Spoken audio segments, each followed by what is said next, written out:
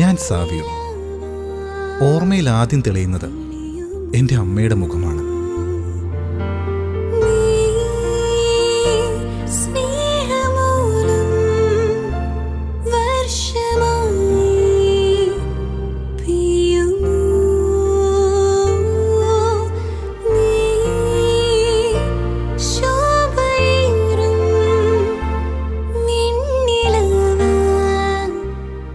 മെലിഞ്ഞ നീണ്ട രൂപമായിരുന്നു അമ്മയുടേത്.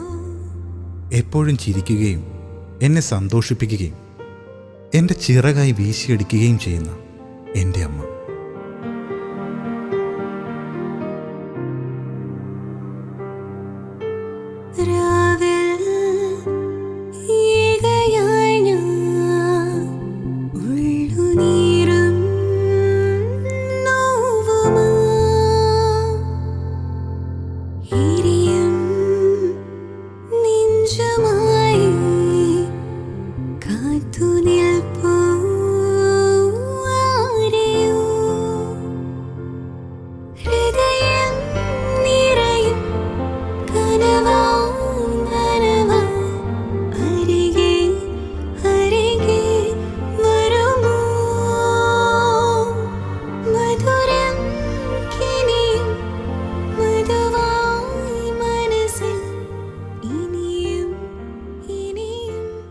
മറ്റു കുട്ടികളെപ്പോലെ നടക്കാൻ സാധിക്കാത്തതിൻ്റെ വിഷമങ്ങളൊന്നും എന്നെ അലട്ടിയിരുന്നില്ല. ആശുപത്രികൾ മാറി മാറി കയറി ഇറങ്ങുമ്പോഴെല്ലാം ഞാൻ എൻ്റെ അമ്മയുടെ ഒക്കത്തായിരുന്നല്ലോ. നീണ്ട താടിയുള്ള ഒരങ്കിളാണ് എന്നെ എണ്ണത്തോണിയിൽ കിടത്തി പാട്ട് പഠിപ്പിച്ചത്. താടിയങ്കിളിൻ്റെ സ്നേഹം എണ്ണത്തോണിയിൽ ഒഴുകിയിറങ്ങിയതിനാൽ വേദനകൾ ഞാൻ അറിഞ്ഞില്ല. സന്തോഷത്തിൻ്റെ ആ നാളുകളിൽ താടിയങ്കിൾ സ്വർഗത്തിൽ പോയി. ഞാനും എൻ്റെ തളർന്ന ശരീരവും ബാക്കിയായി.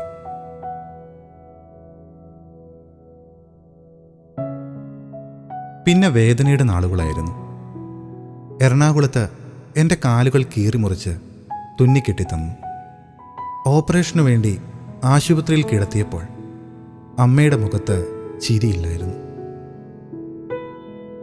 വെയിറ്റിട്ട കുഞ്ഞിക്കാലുകൾ വലിച്ചു പറിക്കാൻ നോക്കി എന്നെ തടഞ്ഞ് അമ്മ പറഞ്ഞു, മോൻ 1 മാസം കഴിയുമ്പോൾ ഓടിച്ചാടി നടക്കാമെന്ന്. ആശുപത്രിയിൽ പൊതിഞ്ഞു കിട്ടിയ കാലുമായി ഞാൻ കിടക്കുമ്പോൾ കരഞ്ഞു കരഞ്ഞ് അമ്മ കൂടെയുണ്ടായിരുന്നു.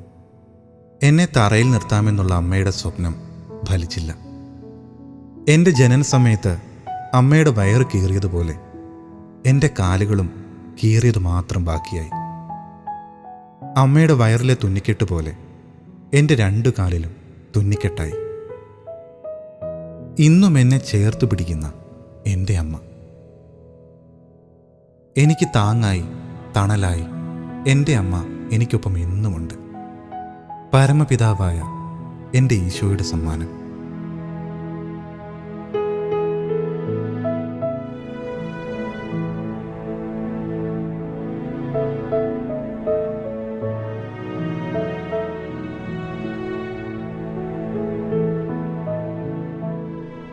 എൻ്റെ അമ്മയുടെ കണ്ണീരൊഴുക്കിയുള്ള പ്രാർത്ഥനയുടെ ഫലമാണ് ഇന്ന് ഈ കാണുന്ന എൻ്റെ ജീവിതം. ഒരുപക്ഷെ അതിനു മുൻപ് ഒരു ജീവിതമുണ്ടെനിക്ക്. ആ സംഭവം അമ്മ എന്നോട് പറഞ്ഞത് ഞാൻ ഇന്നും ഓർക്കുന്നു. 1995 സാവിയമോൻ ജനിക്കുന്നത്. ജനിച്ചപ്പോൾ തന്നെ മരിച്ചൊരവസ്ഥയായിരുന്നു സാവിയമോന്. കുഞ്ഞ് മരിച്ചുപോയെന്നാണ് ഡോക്ടർമാർ പറഞ്ഞിരുന്നത്. അതിനുശേഷം മരിച്ച കുഞ്ഞെന്ന രീതിയിൽ അവർ ആ കുഞ്ഞിനെ ലേബർ റൂമിൽ തന്നെ ഉപേക്ഷിക്കുകയും ചെയ്തു. പിന്നീട് എനിക്കുള്ള ശുശ്രൂഷകൾ നൽകുന്നതിൽ മാത്രമാണ് ഡോക്ടർമാർ ശ്രദ്ധിച്ചത്. ഏകദേശം 10 മിനിറ്റിന് ശേഷമാണ് വേസ്റ്റ് പോലെ വെച്ചിരുന്ന എൻ്റെ കുഞ്ഞിൻ്റെ ശരീരത്തിൽ ജീവൻ്റെ തുടിപ്പുണ്ടെന്ന് ഏലിയാമ്മ എന്ന് പറയുന്ന ഒരു ഡോക്ടർ തിരിച്ചറിഞ്ഞത്. പിന്നെ പെട്ടെന്ന് തന്നെ ഡോക്ടർ കുഞ്ഞിനെ എടുത്ത് പ്രഥമ ശുശ്രൂഷകളെല്ലാം നൽകി വളരെ അത്യാധുനിക സൗകര്യങ്ങളുള്ള മറ്റൊരു ഹോസ്പിറ്റലിലേക്ക് മാറ്റുകയും ചെയ്തു. അന്ന് മുതൽ ഇന്ന് വരെ സാവിയമോൻ ഒരു ജനിച്ച കുഞ്ഞ്, 6 മാസമുള്ള ഒരു കുഞ്ഞിനെ പരിചരിക്കുന്ന ഒരവസ്ഥയിലൂടെ നമ്മൾക്ക് അവനെ നോക്കേണ്ടി വരുന്നു. ധാരാളം ദൈവാനുഗ്രഹങ്ങൾ തമ്പുരാൻ അവന് കൊടുത്തിട്ടുണ്ടെങ്കിലും അവന് സ്വന്തമായിട്ടൊന്നും ചെയ്യാനുള്ള ശക്തിയില്ല. ബെഡിൽ നിന്ന് എഴുന്നേൽക്കാനോ ഒന്നും പറ്റില്ല. ഭക്ഷണം കൊടുക്കാനും അവൻ്റെ ദൈനംദിന ആവശ്യങ്ങൾ നടത്താനും എല്ലാം നമ്മളെപ്പോഴും കൂടെ വേണം. അവന് പഠിക്കാനും എഴുതാനും വരയ്ക്കാനും ഒക്കെ ദൈവം ധാരാളം അനുഗ്രഹങ്ങൾ കൊടുത്തിട്ടുണ്ട്. പക്ഷെ ഒരാളുടെ സഹായം കൂടി ഇല്ലാതെ അവന് ജീവിക്കാൻ പറ്റാത്തത് കൊണ്ട് അമ്മ എന്ന നിലയിൽ ഒരു 6 മാസമായ കുഞ്ഞിനെ പരിചരിക്കുന്ന ആ അവസ്ഥയിലൂടെ ഇന്നും ഞാൻ സാവിയമ്മനെ നോക്കിക്കൊണ്ടിരിക്കുകയാണ്. അവന് ഗർഭിണിയായിരുന്ന സമയത്ത് ഒരു നോർമൽ ചൈൽഡ് ജനിക്കുന്ന ആ ഒരു അവസ്ഥയിലാണല്ലോ എല്ലാ ഗർഭിണികളും സ്വപ്നം കാണുന്നത് പോലെ തന്നെ ഞാനും അവനൊരു ആൺകുട്ടിയായിരിക്കുമെന്ന് ഞാൻ പ്രതീക്ഷിച്ചിരുന്നു. കാരണം അവന് ഒരു ചേച്ചി ഉണ്ടായിരുന്നു. പിന്നീട് ജനിക്കുന്ന ആൺകുട്ടിയാണെന്ന് ഞാൻ കരുതിയിരുന്നു. അങ്ങനെ തന്നെ ഒരു ആൺകുട്ടിയായിട്ടാണ് അവന് ജനിച്ചത്. എന്നാൽ ദൈവം അവന് സോളമനെ പോലെ വിജ്ഞാനം കൊടുത്തു. അവൻ്റെ ശരീരത്തിന് ഒരു ചലനമില്ലാത്ത അവസ്ഥയിലൂടെയാണ് അവൻ കടന്നു വന്നത്. എന്നാൽ ആ വൈകല്യങ്ങളെല്ലാം അതിജീവിച്ചുകൊണ്ട് അവൻ ഇന്നും ഈ വീടിൻ്റെ മാലാഖയായിട്ട് ഞങ്ങളുടെ കൂട്ടത്തിൽ ജീവിച്ചു വരികയാണ്. ഒരു സങ്കടമോ പരിഭവമോ ഒന്നുമില്ലാതെ അവൻ എല്ലാ വേദനകളും സ്വയം കടിച്ചമർത്തി വളരെ ബുദ്ധിമുട്ടെന്ന് തോന്നിയാൽ മാത്രമേ നമ്മളെ മറ്റൊരാളെ അറിയിക്കുകയുള്ളൂ. അങ്ങനെ സഹിച്ച് ദേഷ്യമൊന്നുമില്ലാതെ ദൈവത്തോട് നന്ദിയോ പറഞ്ഞുകൊണ്ട് എപ്പോഴും ഇരിക്കും. മറ്റുള്ളവരെ ആശ്വസിപ്പിക്കും. അമ്മയായ എന്നെ എപ്പോഴും ആശ്വസിപ്പിക്കും. ഏറ്റവും വലിയ ഒരനുഗ്രഹം എന്ന് പറയുന്നത് ഇന്ന് അവൻ്റെ അമ്മയായതിൽ ഞാൻ അഭിമാനിക്കുന്ന ഒരു കാര്യം, എല്ലാ ദിവസവും ഉറങ്ങാൻ പോകുന്നതിന് മുമ്പ് അവൻ എന്നോട് സോറി പറയും. അപ്പോൾ ആദ്യമൊക്കെ ഞാൻ ചോദിക്കുമായിരുന്നു എന്തിനാ ഇങ്ങനെ സോറി പറയുന്നത്. അപ്പോൾ അവൻ പറഞ്ഞു, ഇന്നത്തെ ഒരു ദിവസം, ഇതുവരെയുള്ള ദിവസം അമ്മ ചെയ്തു തന്ന എല്ലാ സഹായങ്ങൾക്കും, അമ്മയെ വേദനിപ്പിച്ചതിന്, അമ്മയെ കഷ്ടപ്പെടുത്തിയതിന്, അമ്മ എനിക്ക് വേണ്ടി ചെയ്തു തന്ന എല്ലാ ത്യാഗങ്ങൾക്കും അവൻ നന്ദി പറയുകയും ചെയ്ത് അന്ന് എനിക്ക് വരുത്തിയ വിഷമങ്ങൾക്കൊക്കെ അവൻ മാപ്പ് പറയുകയും ചെയ്യും. അതുകൊണ്ടാണ് എല്ലാ ദിവസവും സോറി പറയുന്നത്. സത്യത്തിൽ അവന് സോറി പറയാൻ മാത്രം ഒന്നും ചെയ്യുന്നില്ല. എന്നാലും ഇന്നത്തെ ഈ തലമുറയിൽ സ്വന്തം അമ്മയോട് വൈകുന്നേരം ഉറങ്ങുന്നതിന് മുമ്പ്, അമ്മ ഇന്നത്തെ കാര്യങ്ങൾക്കെല്ലാം നന്ദി, ഇന്ന് കഷ്ടപ്പെടുത്തിയതിന് സോറി, ഇങ്ങനെ പറയുന്ന ഒരു മകൻ അവനൊരു വിശുദ്ധനല്ലേ. അങ്ങനെ ഒരു മകനെ പ്രസവിക്കാൻ എനിക്ക് അവസരം തന്ന ദൈവത്തിന് ഞാൻ നന്ദി പറയുന്നു.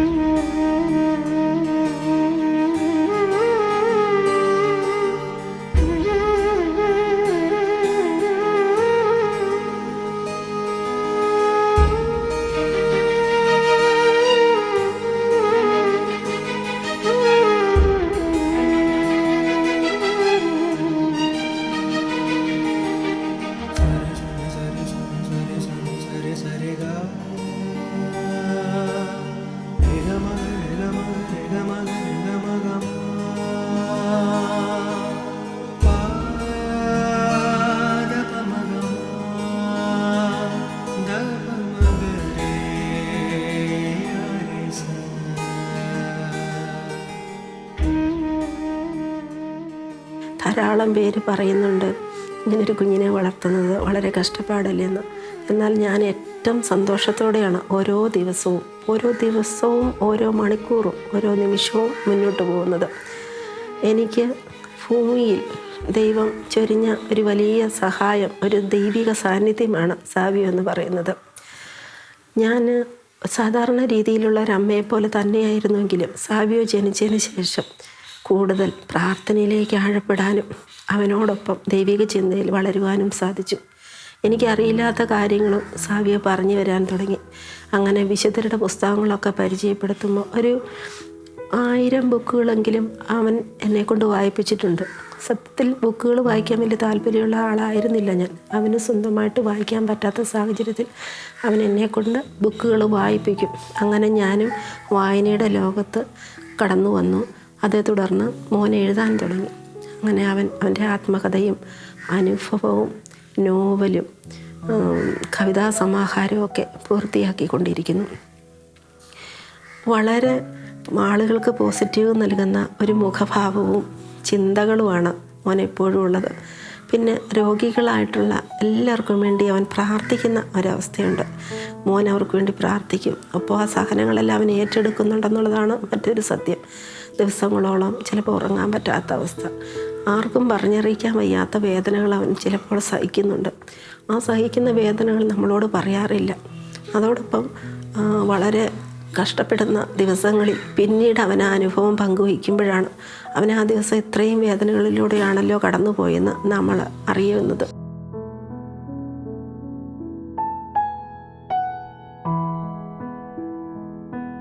ഒരുപാട് വേദനയും പ്രതിസന്ധികളും നിറഞ്ഞതായിരുന്നു ഞങ്ങളുടെ ജീവിതം. ഞാനും അമ്മയും ചേച്ചിയും നിറഞ്ഞതായിരുന്നു ഞങ്ങളുടെ കുടുംബം. മറ്റുള്ളവരുടെ കുറ്റപ്പെടുത്തലുകളും പരിഹാസങ്ങളും ഏറ്റുവാങ്ങിയപ്പോഴും എൻ്റെ അമ്മ വിടാതെ മുറുകെ പിടിച്ചിരുന്നത് ഈ ഒരു ജപമാലയായിരുന്നു. അമ്മ ഉറക്കെ കരഞ്ഞുകൊണ്ട് ദീർഘനേരം പ്രാർത്ഥിക്കുകയും പള്ളിയിൽ പോകുകയും ചെയ്യുമായിരുന്നു. പലരും അമ്മയെ പുണ്യാളത്തി എന്ന് വിളിച്ച് പരിഹസിക്കുമായിരുന്നു. പക്ഷേ പ്രാർത്ഥനയായിരുന്നു അമ്മയുടെ ഏക ആശ്രയം. അമ്മ എല്ലാ ദുഃഖങ്ങളും ഉള്ളിലൊതുക്കി ഞങ്ങൾക്ക് മാത്രമായി ജീവിച്ചു. ഉണ്ണിക്കുട്ടൻ ശാരീരികമായ വൈകല്യത്തോടെയാണ് ജനിച്ചതെങ്കിലും 1 വയസ്സായപ്പോഴത്തേക്കും നല്ലതുപോലെ സംസാരിച്ചു തുടങ്ങി. അമ്മയെന്നൊക്കെ വിളിക്കുന്നത് കേൾക്കാൻ വളരെ സന്തോഷമായിരുന്നു. അവൻ നടക്കാനും ഇരിക്കാനും ബുദ്ധിമുട്ടാണെങ്കിലും നല്ലതുപോലെ സംസാരിക്കുകയും പ്രകൃതിയിലേക്ക് നോക്കിയിരുന്ന കാര്യങ്ങൾ കാണുകയും ഒക്കെ ചെയ്തു. ഒരു 5 വയസ്സൊക്കെ ആയപ്പോഴത്തേനും കവിതകളൊക്കെ എഴുതി തുടങ്ങി. അപ്പോൾ ആദ്യമായിട്ട് അവനെ അക്ഷരങ്ങൾ പഠിപ്പിക്കണമല്ലോ. അപ്പം വൈകല്യമുള്ളതുകൊണ്ട് അവന് ഏതെങ്കിലും സ്ഥാപനത്തിലോ സ്കൂളിലോ ഒന്നും അയച്ച് നമുക്ക് പഠിപ്പിക്കാൻ പറ്റാത്തൊരവസ്ഥയായതുകൊണ്ട് ഒരു ടീച്ചറെ വിളിച്ച് വീട്ടിലിരുത്തി അക്ഷരങ്ങൾ പഠിപ്പിക്കുകയായിരുന്നു. സാധാരണ കുട്ടികളെക്കാൾ വളരെ വേഗത്തിൽ അവൻ പെട്ടെന്ന് തന്നെ അക്ഷരങ്ങളൊക്കെ പഠിച്ചെടുത്തു. പിന്നെ അവൻ പ്രകൃതിയുമായിട്ട് ഇണങ്ങിച്ചേർന്ന് കിളികളെക്കുറിച്ചും പുഴകളെക്കുറിച്ചും ഒക്കെ പാടാനും വരയ്ക്കാനും എഴുതാനും ഒക്കെ തുടങ്ങി. പക്ഷേ ഇവന് വിദ്യാഭ്യാസം സ്കൂളിൽ തന്നെ അയച്ച് ചെയ്യേണ്ട സാഹചര്യത്തിൽ ഞങ്ങൾ പല സ്കൂളുകളെയും സമീപിച്ചെങ്കിലും നിരുത്സാഹപ്പെടുത്തുകയാണ് ചെയ്തത്. ഈ ഇത്രയും വയ്യാത്ത, എണീറ്റിരിക്കാൻ വയ്യാത്തൊരു കുഞ്ഞിനെ പഠിപ്പിക്കാൻ ബുദ്ധിമുട്ടാണെന്ന് സ്കൂളുകാരും മുഖത്ത് നോക്കി തന്നെ പറഞ്ഞു. അങ്ങനെ അവനൊരു 7 വയസ്സോടെ അടുപ്പിച്ചാണ് ഞങ്ങൾക്ക് 1-ാം ക്ലാസ്സിൽ കോതമംഗലത്തെ സെൻറ്റ് ജോസഫ് സ്കൂളിൽ പ്രവേശനം കിട്ടിയത്. എങ്കിലും അവൻ്റെ ശാരീരികമായ ബുദ്ധിമുട്ടുകളും രോഗങ്ങളും കാരണം ഞങ്ങൾക്ക് ഇങ്ങനെ സ്കൂളുകൾ മാറേണ്ടി വന്നു, താമസം മാറേണ്ടി വന്നു. പിന്നെ അവൻ ഒരു 6-7 സ്കൂളുകൾ മാറി പഠിച്ചാണ് 10th വരെ എത്തിയത്. സാമാന്യം നല്ല മാർക്കൊക്കെ വാങ്ങിച്ച് കുഞ്ഞ് ജയിച്ചു. +2 പഠിപ്പിച്ചു. +2 നോർമൽ കുട്ടികളോടൊപ്പം ഇരുന്ന് അവൻ പഠിച്ചു. പിന്നീട് ഡിഗ്രിക്ക് അഡ്മിഷൻ കിട്ടിയെങ്കിലും കോവിഡുമായിട്ട് ബന്ധപ്പെട്ട് കുഞ്ഞിന് സ്കൂളിൽ പോകാൻ പറ്റാതെ അവൻ്റെ പഠനം മുടങ്ങി പോവുകയാണ് ചെയ്തത്. എന്നാൽ ഇതിനിടയ്ക്ക് തന്നെ അവന് എഴുത്തിനോട് കൂടുതൽ താല്പര്യപ്പെടുകയും പുതിയ ബുക്കുകളൊക്കെ എഴുതുകയും ചെയ്തു. ഇപ്പോൾ അവൻ ഡിഗ്രിക്ക് 2nd ഇയറാണ്, BA സോഷ്യോളജി. അങ്ങനെ അവൻ്റെ ആദ്യത്തെ ആത്മകഥ 2017 സാഫ്നത്ത് ഫാനയ എന്ന പേരിൽ പുറത്തിറങ്ങി. ആ പേര് തന്നെ അവൻ ഉൽപ്പത്തി പുസ്തകത്തിൽ നിന്ന് കണ്ടെത്തിയതാണ്. പൂർവ്വ യൂസഫിന് ഈജിപ്തിലെ ഫറവോ നൽകിയ പേരാണ് സാഫ്നത്ത് ഫാനയ എന്ന് പറയുന്നത്. പൂർവ്വ യൂസഫ് മരിച്ചുപോയിന്ന് ബന്ധുക്കളെല്ലാം കരുതിയെങ്കിലും അവൻ ഇപ്പോഴും ജീവിച്ചിരിക്കുന്നു എന്നുള്ളത് ദൈവത്തിന് അറിയാമായിരുന്നു. അപ്പോൾ അതിൽ നിന്ന് ഉത്ഭവിച്ചൊരു പേരാണ് ഈ സാഫ്നത്ത് ഫാനയ എന്നുള്ളത്. മരിച്ചുപോയ ഒരു മനുഷ്യനെ, കുഴിയിൽ തള്ളിയ ഒരു മനുഷ്യനെ ഫറവോയുടെ സിംഹാസനത്തിലേക്ക് ഉയർത്തിയ ദൈവത്തിൻ്റെ ചൈതന്യത്തെ ഓർത്തുകൊണ്ട് ഈ ഒരു ഈജിപ്ഷ്യൻ ബേഡാണ് സാഫ്നത്ത് ഫാനയ എന്നുള്ളത്. ആ ബുക്ക് വളരെ പ്രചാരം നേടുകയും ആ ബുക്ക് വായിച്ച നിംസ് ഹോസ്പിറ്റലിൻ്റെ MD Faisal Khan, doctor Faisal sir ആ ബുക്കിൽ നിന്ന് പ്രചോദനം ഉൾക്കൊണ്ട് എന്തുകൊണ്ട് ഭിന്നശേഷിക്കാരായ കുട്ടികൾക്കായി ഒരു ഹോസ്പിറ്റൽ തുടങ്ങിക്കൂടാ എന്ന ആലോചനയിലായി. അങ്ങനെ അദ്ദേഹം സ്വദേശത്തും വിദേശത്തുമുള്ള സുഹൃത്തുക്കളോടൊക്കെ ആലോചിച്ചപ്പോൾ ഇങ്ങനെ ഒരു ഹോസ്പിറ്റൽ തുടങ്ങുന്നതിന് അവരെല്ലാം താല്പര്യപ്പെടുകയും ചെയ്തു. അത് കാരണം എന്താണെന്ന് വെച്ചാൽ ഞങ്ങൾ സാവിയോയും കൊണ്ട് ഹോസ്പിറ്റലുകളിൽ കയറി ഇറങ്ങി അനുഭവിച്ച പീഡകൾ അതായത് ഈ കുഞ്ഞിനെയും കൊണ്ട് എന്തിന് ഹോസ്പിറ്റലിൽ വന്നു എന്ന് വരെ ചോദിച്ച ഡോക്ടേഴ്സുണ്ട്. ഇതിന് മാറ്റമൊന്നും വരില്ല, നിങ്ങൾ തിരിച്ചു പോകണം എന്നൊക്കെ നമ്മളെ മുഖത്ത് നോക്കി നിഷ്കരണം ആട്ടിയിറക്കിയ ഹോസ്പിറ്റലുകാരുമുണ്ട്. അപ്പോൾ അതെല്ലാം അവൻ്റെ മനസ്സിന് എന്തുമാത്രം വേദനകൾ ഏൽപ്പിച്ചു എന്നുള്ള ഹൃദയത്തിലേറ്റ ആഴമായ മുറിപ്പാടുകളെല്ലാം അവൻ ആ ബുക്കിലൂടെ എഴുതുകയായിരുന്നു. ഡോക്ടർ ഫൈസൽ സാറ് അദ്ദേഹം ഇങ്ങനെ ചിന്തിച്ചു, ഇങ്ങനെ കുട്ടികൾ, വയ്യാത്ത കുട്ടികൾക്ക് വേണ്ടി മാത്രമായിട്ടൊരു ഹോസ്പിറ്റൽ തുടങ്ങിയാൽ എന്താന്ന്. അങ്ങനെയാണ് നിംസ് സ്പെക്ട്രം എന്ന പേരിൽ അദ്ദേഹം 2018 ഒരു ഹോസ്പിറ്റൽ പണിതത്. അവിടെ ഭിന്നശേഷിക്കാരായ കുട്ടികൾക്ക് കേരളത്തിലും കേരളത്തിലും മറ്റ് സംസ്ഥാനങ്ങളിലുമുള്ള കുട്ടികൾക്ക് സൗജന്യമായി ട്രീറ്റ്മെൻറ്റ് ചെയ്യുകയാണ്, വൈകല്യമായിട്ട് ജനിക്കുന്ന കുഞ്ഞുങ്ങൾക്ക് മാത്രം. അപ്പോൾ അതിന് കാരണക്കാരനായിട്ട് പ്രചോദനമായത് നമ്മുടെ സാവിയോമ്മൻ്റെ ആത്മകഥയാണ്.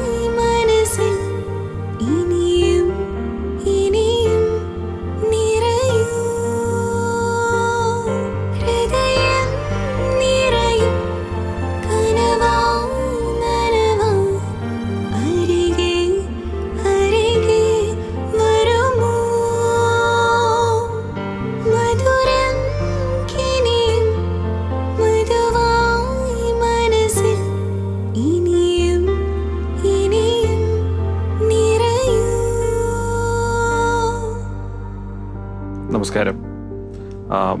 എൻ്റെ പേര് ഫൈസൽ ഖാൻ എന്നാണ്. ഞാൻ നിംസ് മെഡിസിറ്റിയുടെ മാനേജിംഗ് ഡയറക്ടറാണ്. വളരെയധികം സന്തോഷത്തോടു കൂടിയാണ് ഞാനിപ്പോൾ ഈ ഇൻ്റർവ്യൂവിൽ പങ്കെടുക്കുന്നത് തന്നെ. കാരണം സാമൂഹിക സാംസ്കാരിക വിദ്യാഭ്യാസ ആരോഗ്യ മേഖലയിലാണ് ഞാൻ കൂടുതലും പ്രവർത്തിച്ചുകൊണ്ടിരിക്കുന്നത്. അപ്പോൾ ആ ഒരു മേഖലയിൽ ഈ ഭിന്നശേഷി കുട്ടികളുമായിട്ടുള്ള 1-2 പദ്ധതികളിൽ വളരെയധികം ആകർഷനായി അതിൽ വർഷങ്ങളോളം വർക്ക് ചെയ്തുകൊണ്ടിരിക്കുകയാണ്. അങ്ങനെ ഒരു ദിവസം സെക്രട്ടേറിയറ്റിനടുത്തുള്ള പ്രസ് ക്ലബിൻ്റെ ഭാഗത്ത് ഒരു മീറ്റിങ്ങുമായി ബന്ധപ്പെട്ട് നിന്നപ്പോഴാണ് ഒരാൾ ഒരു പുസ്തകം എന്നെ കൊണ്ടേൽപ്പിക്കുന്നത്. കുറച്ച് പ്രായമുള്ളൊരു മനുഷ്യൻ, സാർ ഈ പുസ്തകം വായിക്കണം എന്ന് പറയുന്നത്. അത് സഫ്നത്ത് ഫാനിയ എന്ന സാവിയോ എന്ന ഒരു എഴുത്തുകാരൻ എഴുതിയ പുസ്തകമാണ്. ഞാൻ സാവിയോ കണ്ടിട്ടില്ല. പലപ്പോഴും പണ്ട് മറ്റു പല മീറ്റിങ്ങിലും വന്നിട്ടുള്ളതായിട്ട് രണ്ടാമത് അറിയാൻ കഴിഞ്ഞു, പക്ഷെ എനിക്ക് ഓർക്കുന്നില്ല ഞാൻ സാവിയെ. അപ്പോൾ ആ പുസ്തകം ആയിരുന്നു എൻ്റെ തിരക്കുകൾ കാരണം ആ പുസ്തകം കാറിൽ തന്നെ ഇരുന്നു. 3-4 ദിവസം കഴിഞ്ഞ് ഒരു യാത്ര പോയപ്പോഴേ ആ പുസ്തകം പതുക്കെ ഞാനൊന്ന് മറിച്ച് നോക്കി.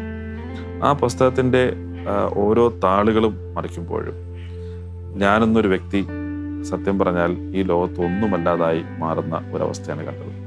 കാരണം നമ്മളൊരു ഭിന്നശേഷി കുട്ടിയായ സാവിയോ അല്ലെങ്കിൽ ഭിന്നശേഷി കുട്ടിയായ ഒരാൾ എഴുതുന്നൊരു പുസ്തകം പലപ്പോഴും അത് കഠിന കഥകളുടെയും അല്ലെങ്കിൽ വളരെയധികം വിഷമമുള്ള കാര്യങ്ങളും അങ്ങനെയൊക്കെയാണ് എഴുതുന്നതെങ്കിൽ ഒരാൾ എഴുതിയിരിക്കുന്നത് നമ്മുടെ ഭിന്നശേഷി അല്ലാത്ത എന്ന് പറഞ്ഞു കിടക്കുന്ന മനസ്സിൽ പല കുറവുകളുള്ള മനുഷ്യരെ പറ്റിയാണ് ആ പുസ്തകം എഴുതിയിരിക്കുന്നത്.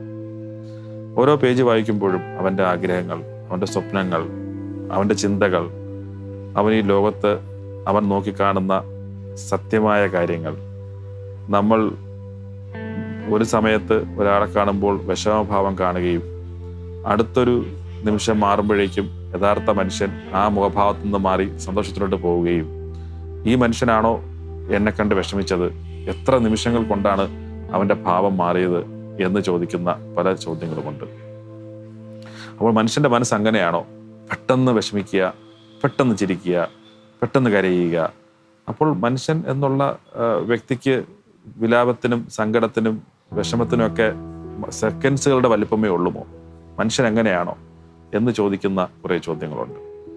ഞാൻ പ്രതിദാനം ചെയ്യുന്ന അല്ലെങ്കിൽ ആരോഗ്യരംഗത്ത് തന്നെ നമ്മൾ നോക്കുമ്പോൾ ആരോഗ്യരംഗത്തെ പറ്റിയും സാവിയ പറയുന്നുണ്ട്. സാവിയോട് ഞാൻ സംസാരിച്ചപ്പോൾ സാവിയ ചിരിച്ചുകൊണ്ട് പറഞ്ഞൊരു കാര്യം, ലോകത്ത് ഏറ്റവും കൂടുതൽ ഞാൻ എൻ്റെ ജീവിതത്തിൽ ഏറ്റവും കൂടുതൽ ഞാൻ വായിച്ചിട്ടുള്ളത് ബൈബിളാണ്. അമ്മ ബൈബിൾ വായിപ്പിച്ചു തരും. അതിനകത്ത് 2 പേരെ പരാമർശിക്കുന്നുണ്ട്. ഒന്ന് ദൈവത്തെയും മറ്റത് സാത്താനെയും.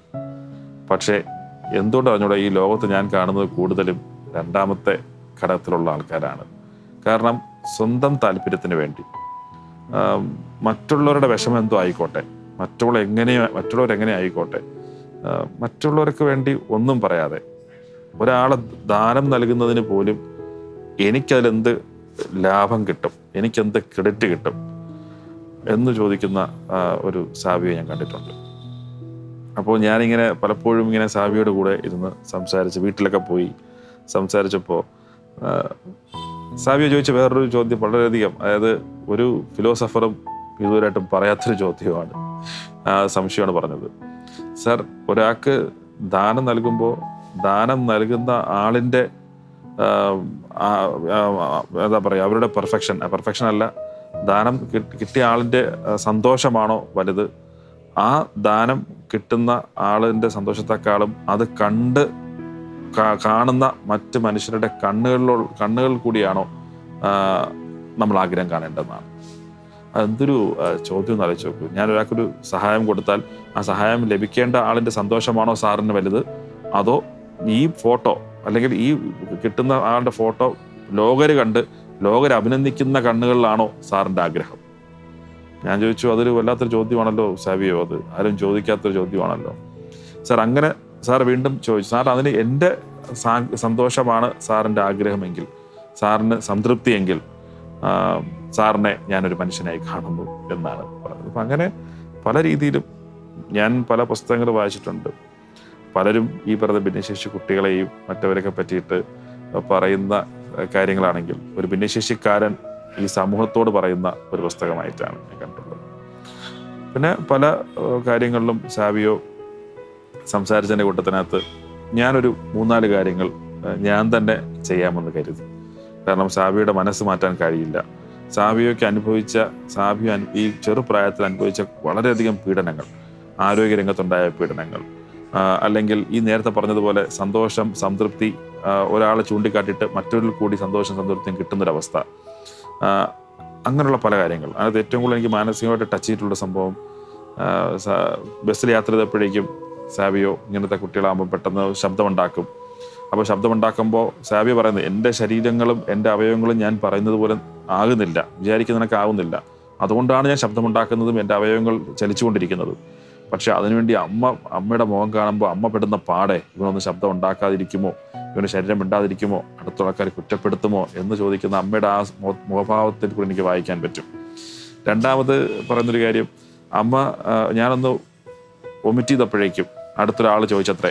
അപ്പോൾ അമ്മ ഇങ്ങനെ വളരെ പ്രയാസപ്പെട്ട് എൻ്റെ ഈ പറയുന്ന ഛർദിലൊക്കെ മാറ്റുകയാണ്. അപ്പോൾ അടുത്തിരുന്ന ആൾ ചോദിക്കുന്നത്രേ, ഈ കുഞ്ഞിനെ ഓട്ടോറിക്ഷയിലോ ടാക്സിയിലോ വല്ലതും കൊണ്ടുവയ്ക്കൂടെ എന്ന്. എനിക്കും മനസ്സിനകത്ത് ഞാൻ പറയുകയായിരുന്നു, അമ്മയ്ക്ക് എന്നെ ടാക്സിയിൽ കൊണ്ടുപോകാൻ പൈസ ഉണ്ടായിരുന്നെങ്കിൽ അമ്മ എന്നെ വിമാനത്തിൽ കൊണ്ടുപോകുമായിരുന്നു. അപ്പം അതുപോലും ചില സമൂഹത്തിൻ്റെ കാഴ്ചപ്പാടുകളാണ് സാവി പറയുന്നത്. അതേപോലെ തന്നെ സാവിയുടെ വെയിറ്റ് കുറഞ്ഞു വന്നപ്പോഴേക്കും വലിയ രോഗമാണോ എന്ന് പറഞ്ഞ് എല്ലാവരും സാവിയുടെ അമ്മ പല ഹോസ്പിറ്റലിലും കൊണ്ടുപോയി, മെഡിക്കൽ കോളേജ് ഉൾപ്പെടെയുള്ള ഹോസ്പിറ്റലിൽ കൊണ്ടുപോയി. ഒരിടത്തും ചികിത്സ ഒരു കുഴപ്പവുമില്ല എന്ന് പറയുന്നു. അവസാനം എൻഡോസ്കോപ്പിയൊക്കെ ചെയ്ത് കഴിഞ്ഞു. എന്തുകൊണ്ടാണ്? കാരണം ആഹാരം കഴിക്കുന്നില്ല. 2ാമതൊരു മാനസികാരോഗ്യ വിദഗ്ധനെ കൊണ്ട് കൗൺസിലിംഗ് കൊണ്ടുപോയപ്പോഴാണ് പറഞ്ഞത്, ഒരു പ്രാവശ്യം അമ്മ എന്നെ എടുത്തപ്പോൾ അമ്മ ഇവൻ അങ്ങനെ ഭാരം വെച്ചാൽ ഞാൻ എന്ത് ചെയ്യും എൻ്റെ യേശുവേ എന്ന് ചോദിച്ചപ്പോഴേക്കും അവനത് കേട്ടു. അപ്പം അവൻ മനസ്സിൽ തോന്നിയത്, അപ്പോൾ ഞാനിങ്ങനെ തടി വെച്ച് കഴിഞ്ഞാൽ അമ്മ ഇനി എന്ത് ചെയ്യും? എനിക്ക് അമ്മ മാത്രമല്ലേ ഉള്ളൂ, അമ്മയ്ക്ക് ഞാനും. അപ്പോൾ ഞാൻ കാരണം ഇനി അമ്മയ്ക്കൂടെ ഇനി ആരോഗ്യം മോശമായി കഴിഞ്ഞാൽ അമ്മയ്ക്ക് എങ്ങനെ എടുക്കാൻ സാധിക്കും? അതുകൊണ്ട് ഞാൻ ഭക്ഷണം കഴിക്കുന്നില്ല. അപ്പോൾ ഇതൊക്കെ തന്നെ വിരൽ ചൂണ്ടുന്നത് സാവിയോ എന്ന വ്യക്തിയുടെ വളരെയധികമായിട്ടുള്ള ദീർഘവീക്ഷണങ്ങളും, അല്ലെങ്കിൽ ഈ പ്രായത്തിൽ മറ്റാരും കുഞ്ഞുങ്ങളും ചിന്തിക്കാത്ത കാര്യങ്ങൾ കാണുന്ന സാവിയോയാണ് ഞാൻ കണ്ടത്.